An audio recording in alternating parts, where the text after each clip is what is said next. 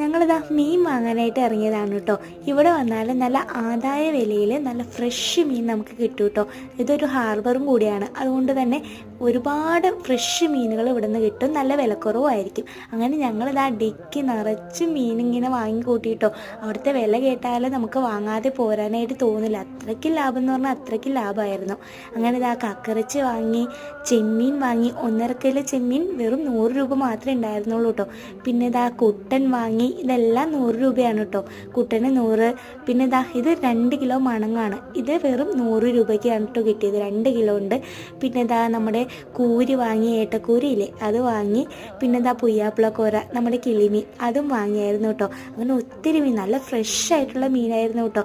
അങ്ങനെ ഇതാ കുറച്ച് വീട്ടിലേക്കും കൊടുക്കാമെന്ന് വിചാരിച്ചിട്ട് ഞാൻ എന്താ കവറിലേക്ക് ആക്കാണ് കേട്ടോ അവർക്കുള്ളത്. അങ്ങനെ ഇതാ ഞാനും ഷാനൂട്ടിനൊക്കെ കൂടിയിട്ട് ചെമ്മീൻ കിള്ളാനായിട്ട് ഇങ്ങനെ ഇരുന്നു. അപ്പോൾ അത്രേ ഉള്ളൂ കേട്ടോ. ബായ്.